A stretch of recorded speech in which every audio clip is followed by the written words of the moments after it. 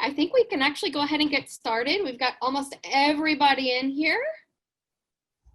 My name is Susie, and I am the Director of Programs for Oki. Just wanted to remind you all to please mute yourselves during the both the video and our speakers, but after the video, there'll be time for Q&A, and you are more than welcome to either chat in questions to the chat box, or you can, raise your hand and we'll turn it over to you. So without further ado, I'm going to flip it over to wonderful Edie Rudman. Hi, I'm Edie.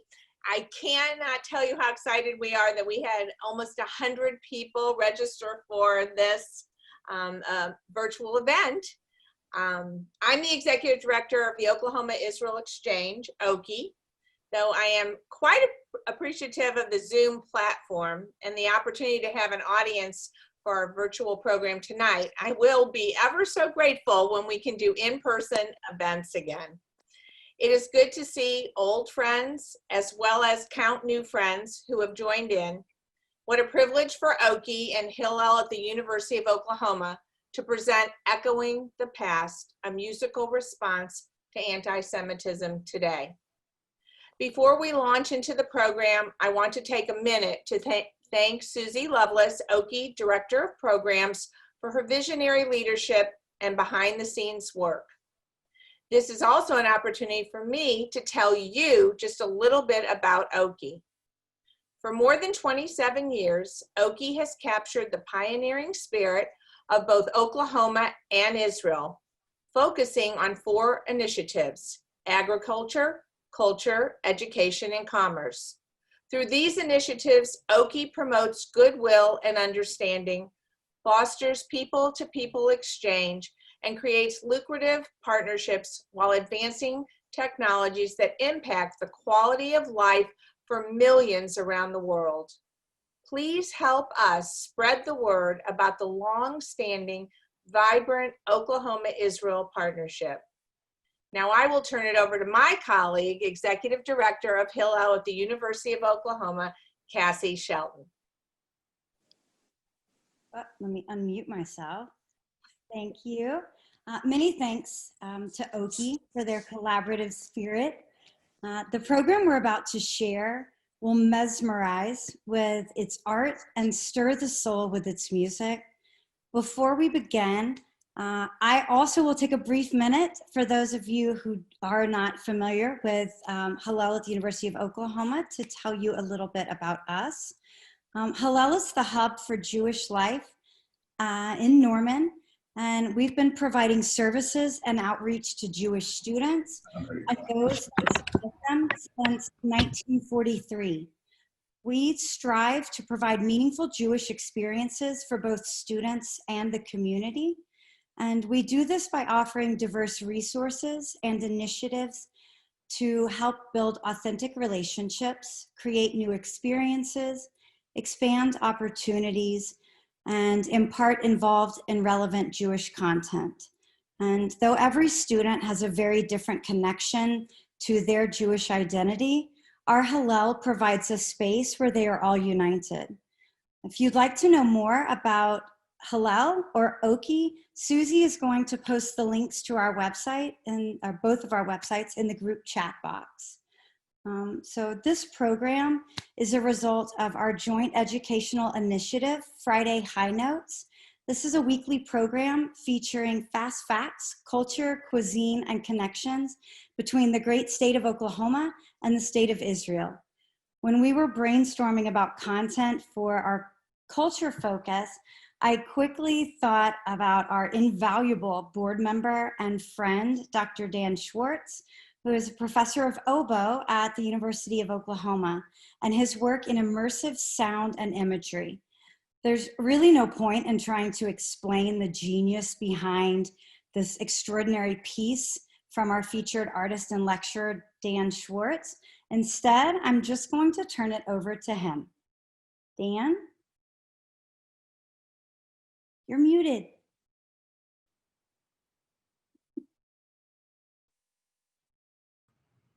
If that isn't the most 2020 thing of all things, thank you, Cassie. And thank you, Susie, for the introductions. I wanted to first thank you all for coming tonight for what I truly hope is a unique 45-ish minutes.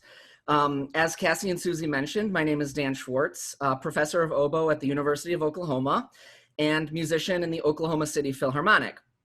I first want to thank OU Hillel and Oki for hosting tonight's event. So let's go ahead and give them a round of silent Zoom applause. Awkward Zoom clapping. Okay. I thought it would be best to give everyone a brief introduction to the context behind the creation of the composition you're about to hear, which is called February Strike for Oboe and Intentional Sound. Then I will get out of the way and we can all listen and experience the work together, coming together at the end for any questions that come up.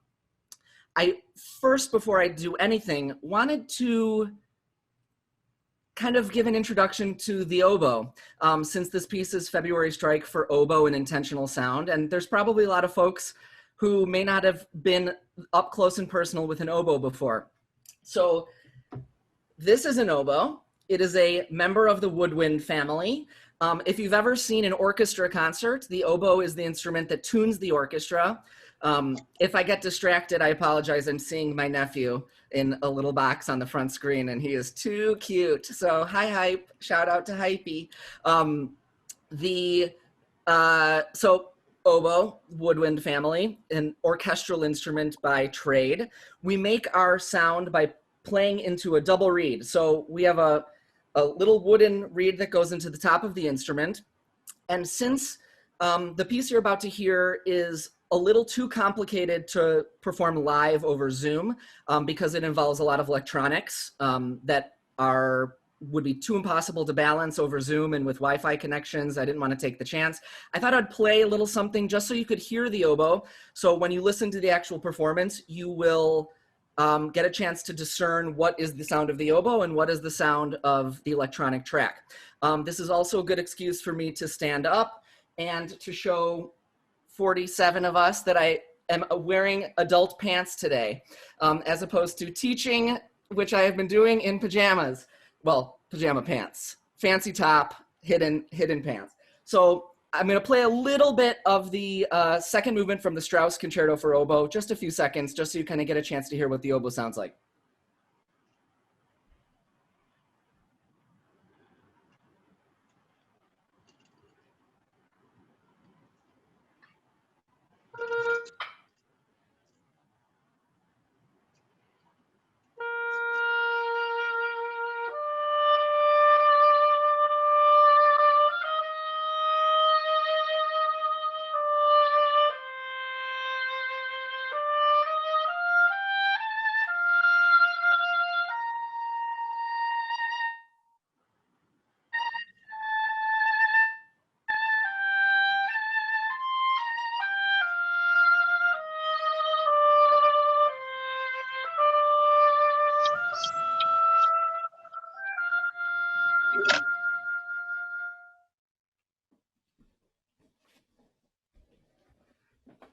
I hope you could sort of hear that over Zoom microphones. It's a little challenging to play.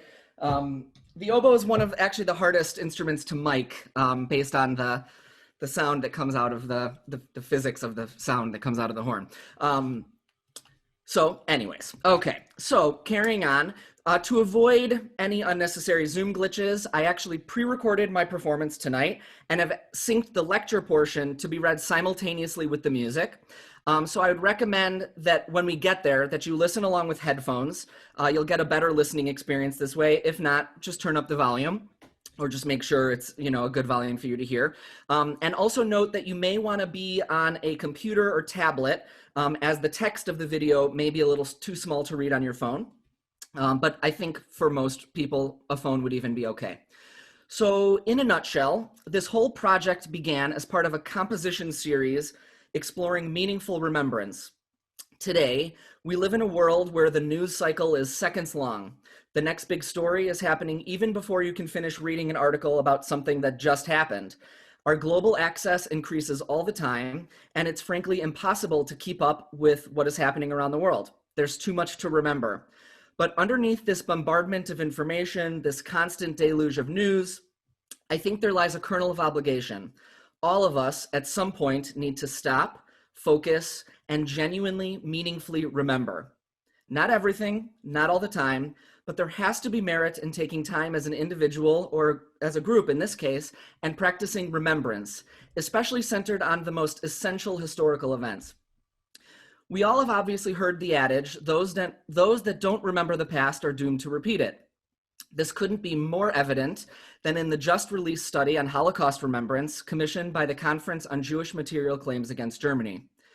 After an extensive US national survey of millennial and Gen Z adults aged between 18 and 39, the results are frankly staggering.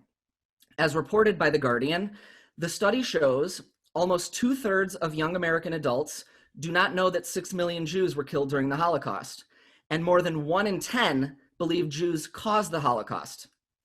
48% of those surveyed could not name a single concentration camp or ghetto established during the Second World War. Almost a quarter of respondents, 23%, said they believed the Holocaust was a myth, had been exaggerated, or they simply weren't sure. 1 in 8, 12%, said they had definitely not heard or didn't think they had heard anything at all about the Holocaust. And this is where it gets worse. More than half, 56%, said they had seen Nazi symbols on their social media platforms and or in their communities, while 49% had seen Holocaust denial or distortion posts on social media or elsewhere online. I think it is pretty clear to see that not only are we losing sight of the Holocaust, younger generations are being fed distorted versions of historical fact. This has a direct correlation to a rise in anti-Semitism, which we are seeing all around the world. Studies like this have been coming out for years. So in 2016, I started this journey by asking myself, what could I do as an artist to fight back? Too often, we see concerts where the music is played at us, not with us or for us. We aren't inside the work in any way, with little or no contextual allegiance to the performance, the composer, or the work itself. So I know years ago that I wanted to be composing and centering my performances on a more connecting, immersive experience. I originally wrote the piece you will hear shortly, February Strike for Oboe and Intentional Sound, in 2018 for Yom HaShoah, which is Holocaust Remembrance Day. I was the first to admit then that most years I did nothing out of the ordinary to honor that day, and I'm Jewish. But as I'm getting older, I find myself wishing there was more I could do, not only on Holocaust Remembrance Day, but year-round, especially when we see data nowadays that 23% of American millennials think that the Holocaust was a myth or has been exaggerated. February Strike is the first work I composed using contextual sound as a means to heighten audience engagement with the performance. In the summer of 2017, I flew to Amsterdam to field record ambient sound in locations where the February Strike actually occurred.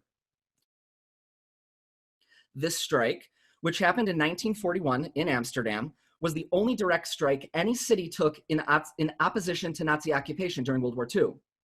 While you read more about the strike during the performance of the actual piece, I knew I wanted to focus my composition on this event, an event where hundreds of thousands of non-Jews stood up to what they knew was inhumane and unconscionable.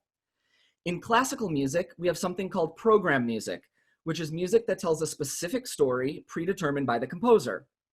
Great examples of this are Richard Strauss's Don Quixote, where the trumpets actually bleat as goats when Don Quixote encounters them in the field. Hector Berlioz's Symphonie Fantastique presents vignettes of an opium-induced artist in his quest for love, at a ball, in the countryside, even marching to the scaffold, where audiences can hear his chopped off head actually bounce a couple times at the end of the movement.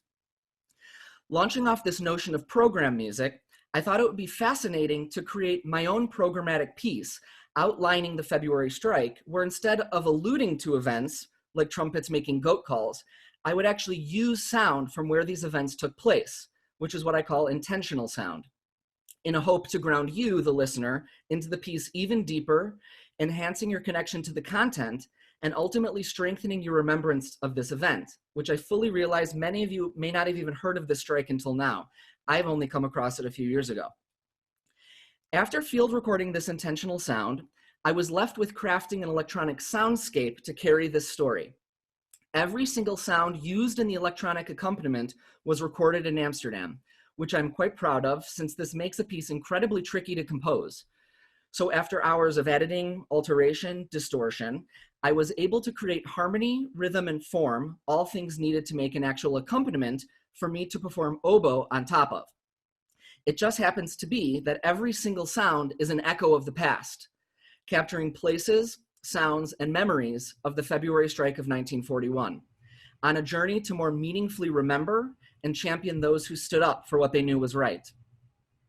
I also want to use this strike as a metaphor for the larger picture, people rising up, moving beyond bystander, and actually doing something. This couldn't be more apropos to today's climate.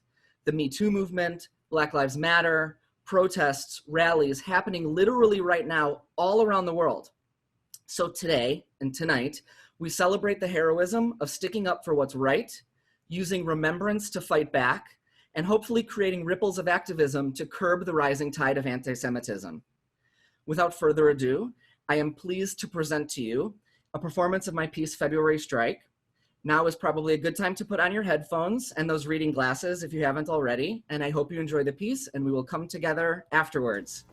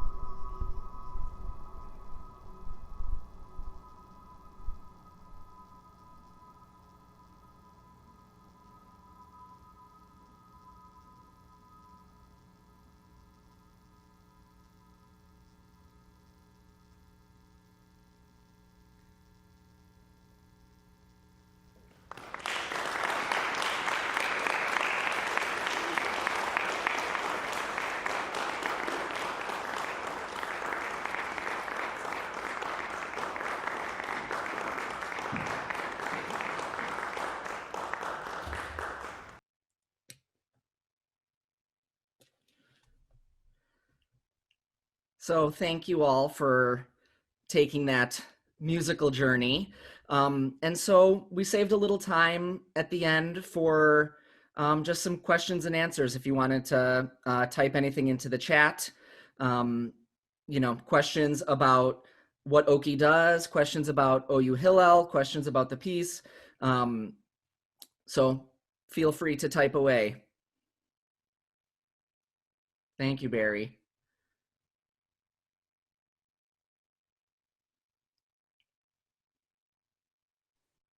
Dan, I want to know how you chose that specific location around those specific events. So in just kind of my own research and looking for, how Judaism and Jewish culture has played out in countries across the world, I came across the February strike, really probably in around 2017, maybe a little earlier than that, but it was not an event I had ever heard of before, which I was very surprised, because a city, the only city to directly strike against Nazi occupation is a serious piece of history that I think has immense bravery. And, in my own going through Hebrew school and bar mitzvah and things like that, never came up in anything I was learning kind of in my Jewish learning. So it was as soon as I knew that the event existed, I knew I had to write about it because it's just such a kind of powerful event. Susan asked, did the Dutch suffer much after the strike, specifically because they struck? Yes, to kind of, it immediately turned the tide of the entire city darker. But non-Jews weren't specifically targeted by Nazis after the strike. The history of the strike is actually very interesting. It started first by a handful of Dutch citizens in the Communist Party. And it started first by a small few who wanted to make a play for power in Amsterdam and in the Netherlands. But what I think is so amazing is that it quickly grew out of any sort of political reasons, and moved very quickly towards a a push to stand up for what they knew was right, and what they knew was absolutely inhumane, and treatment of Jews in the city. So it did kind of, the city got a lot more locked down after the strike, but it didn't result in a lot of imprisonment or killing of non-Jews after the and that was really the impetus in Amsterdam for really starting to immediately round up Jews. So Jews suffered drastically after the strike, because that was the beginning of the deportations, and the strike was the impetus to start the deportations to concentration camps. Thank you, Dan. We've got a lot of other questions. Does the Illinois Holocaust Museum know of this work? I imagine they'd like to know of it, Jeff asks. I may have emailed them about it, and I don't think I heard back, because if I would have heard back, I would have followed up on it. But maybe not. I'll certainly reach out to the Illinois Holocaust Museum for sure. Also, yes, there is going to be a link after this. We will send you the recording. You can rewatch it and put it on a bigger screen if that is something you'd like to do. Spencer, I believe you wanted to share your reaction. Thank you. Dan, it's been a minute since we've talked. Yeah. Dan, I just want to say that I've graduated with a minor in Judaic and Israel studies, and I've attended some powerful lectures and learning experiences, but this one made my heart beat the hardest. The way your music and your piece flowed with the information that you presented just put me in a space that I haven't felt in just a bit. And to see the tweets and headlines from 2019, that is not that long ago. I mean, I kept up with many of them, and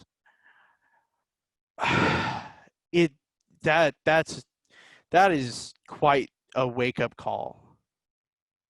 Well, thank you, Spencer. I'm glad to, I think in classical music, classical music has sort of wedged itself into a position in the community where it's very distinct and separate from, and you see it from hundreds of feet away, and you don't get to feel like you're a part of it. And so I think, if certainly with COVID, and certainly with the financial issues that orchestras and arts organizations are facing around the world and country, I think, connecting deeper and more meaningfully with community and engaging listeners better, I think is going to be really pivotal for the field. But your reaction is really what I hope most to hear from people who get to watch the piece and listen to the piece. So thank you. I'm glad we got to talk. I will definitely be passing this on to people I know. Thank you. Yeah. Thank you. We got a lot more questions. Dan, Donna asked, have you thought about composing a piece in Denmark where the Danes saved almost 90% of the Danish Jews? I have come across this, and this is on my list of places to kind of go and get sound from, because that is a very unique kind of situation that happened in Denmark. So yes, I have absolutely thought about that. Wonderful. When composing this piece, Lenore asks, when composing the piece, did you use any musical inspirations from specific Jewish hymns, music, or freedom songs? Very, very good question. Sometimes when I'm writing, I do think in my own compositional style, even when I'm composing something that's not related to, Judaica or the Holocaust or anything, I find my music tends to be very liturgically Jewish inspired. And I think, I've done some research papers throughout my degrees where I think that so much of the music that you hear in your religious services kind of influences your kind of own internal aesthetic. And so I think there wasn't anything that I specifically was quoting in the piece, but I think it is all my writing is so heavily influenced by kind of the Jewish liturgy and the services and the songs that go along with Jewish prayer, because that was such a big part of growing up. So I think I find my own writing automatically kind of going that direction, unless I have to notably write something that very is on that. But nothing specific that kind of played out in this piece. Thank you. I also just want to read, numerous people wrote how it was an incredibly moving piece and very powerful. Marcy said the oboe is the perfect instrument for this type of piece. Carl says a beautiful. Oh.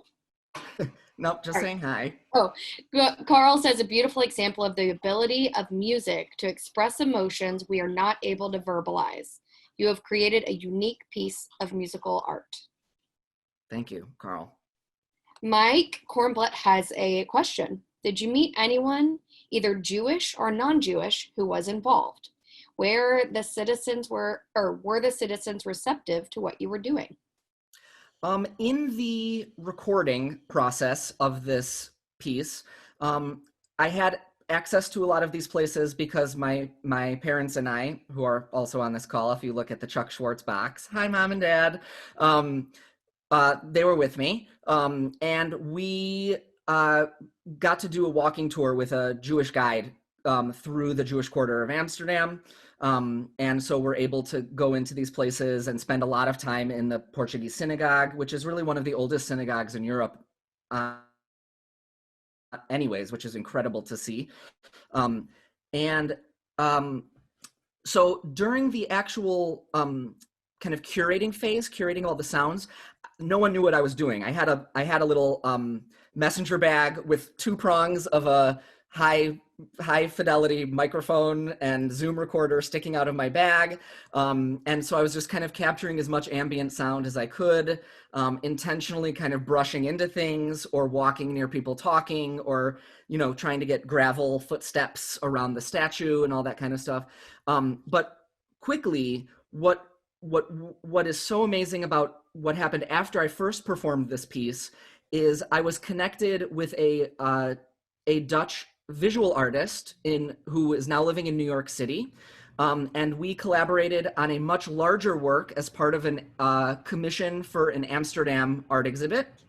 And so it became this huge augmented reality art installation where there was a painter from Jona Verweer is her name. She's the Dutch painter. And then there was also a Polish painter, also Jewish. And the work was about how in Amsterdam, the Jewish quarter ended up really becoming the red light district, which is a kind of very interesting kind of development of how Amsterdam has developed. So that piece had a lot of, it was kind of the history of that area. And so Jona painted this incredible, I don't know what is bigger than a triptych, a quadriptych. Are there any art folks on here? So it's four matching, four panels of art that if you were to hold up your phone or a smart device to the art, when you held it over certain parts of the paintings, it triggered the audio and the video, different videos and the audio of the piece. So it became this very kind of immersive art experience as part of an exhibit for Amsterdam. It showed around a lot of New York City galleries. And a really exciting thing is the piece is currently shortlisted to be exhibited in the United Nations, which is very, very exciting. So it's a huge honor if that happens. I don't know if that's going to happen, but we're on that list. I don't know what COVID has done to any of that, but it could be a kind of really neat thing. So the citizens were receptive afterwards, and I actually got in touch with the commissioners of the art piece and talked to them a little bit about, and they thought it was a very kind of unique use of the sounds of the area, and they were really, really pleased with that. Dan, what time of day did you record the ambient sounds? Well, let's think. I would imagine I'm trying to think when and where all these places. It was mostly morning and afternoon. What I kind of loved about it is there's still so much life happening in these areas.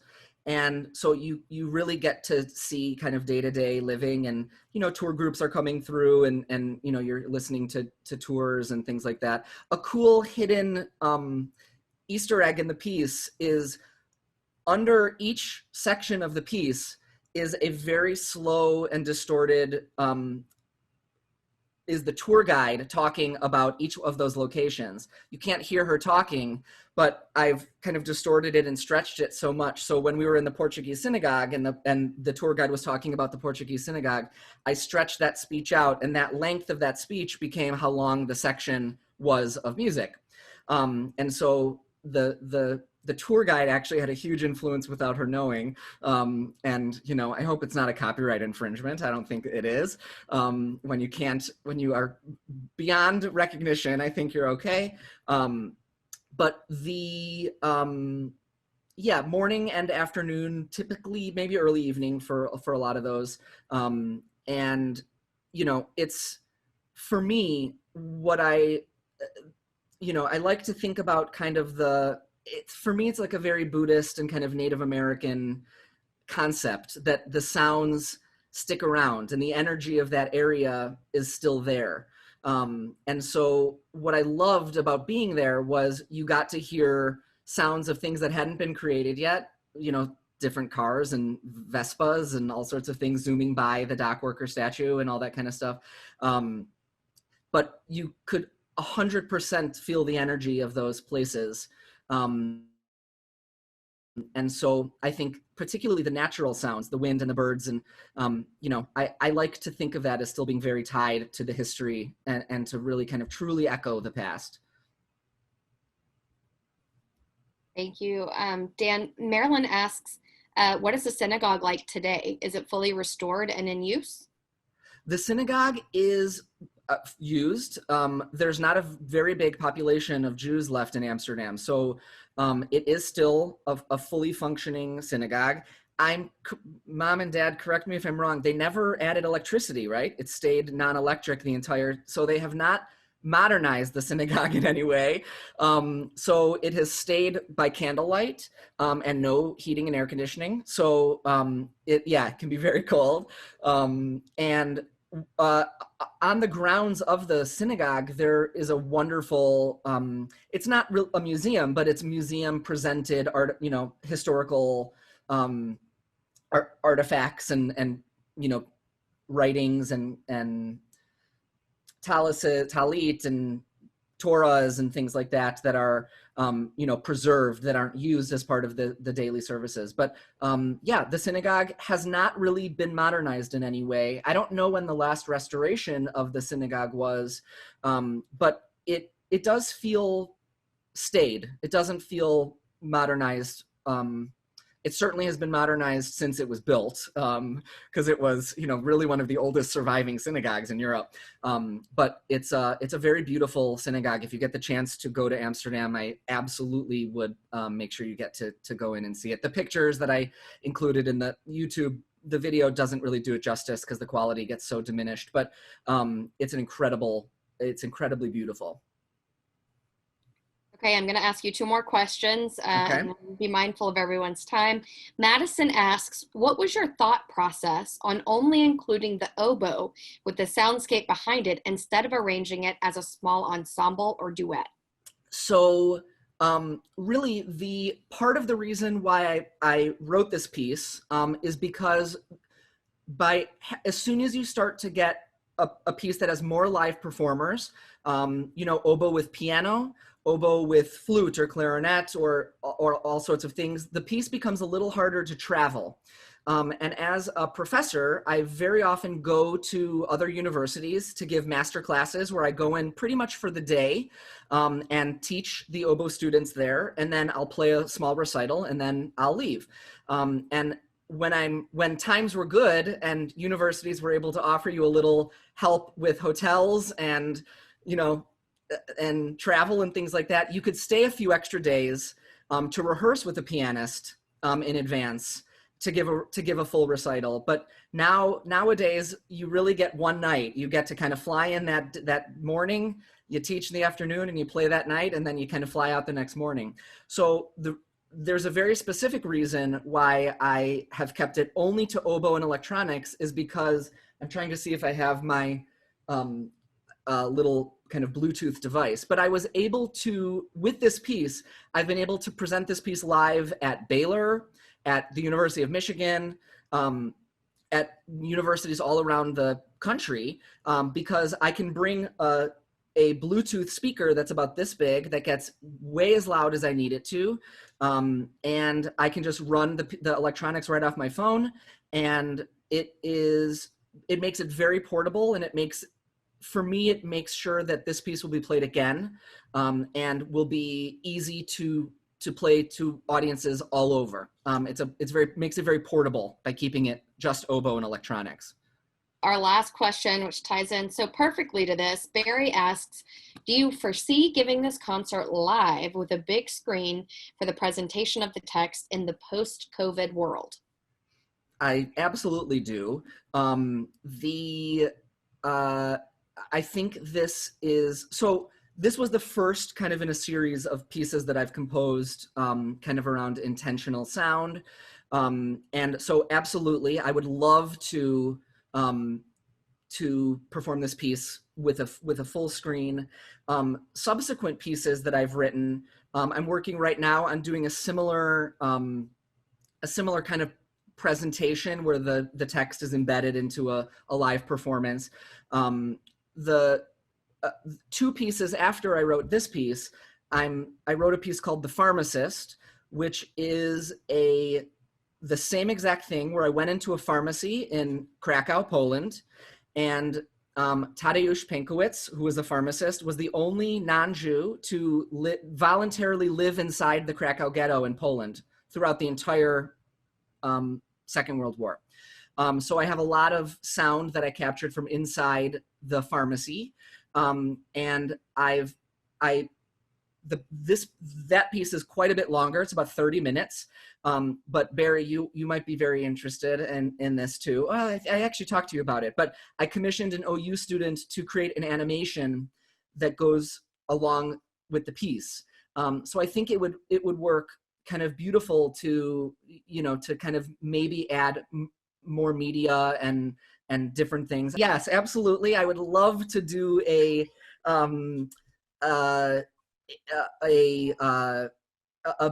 more grand presentation. I have performed this on campus where there was no video component yet. It was just me playing live with no visuals at all, just the electronics and oboe. And that's how it's been performed when I've traveled to University of Mississippi and Baylor and all those other places. So yeah, I definitely anticipate playing this piece again. The works seem to kind of get bigger each time. Every time I play them, they get bigger and bigger. So yeah, we might, who knows, maybe there'll be dancers and, no, there won't be dancers. Wait. I promise you, no dancers. And bravo. I can tell you bravo. And Thank you. We want to thank you again for the gift of your work. Possibly the new Contemporary Art Museum here would be a perfect venue for you, as opposed to the Fred Jones. I'd be happy to make that introduction when we can. Eddie Walker's a good friend, so be happy to do that. And luckily, Eddie is great. He was the former executive director of the Oklahoma City Phil, so I do know Eddie well. Yeah. Oh, great, of course. So Yeah. I think that would be a good fit. Yeah, that could be a great fit. I'm glad they opened. But it's such a beautiful new space. Yeah, and they just won a huge architecture award, I think. As they should. Yeah.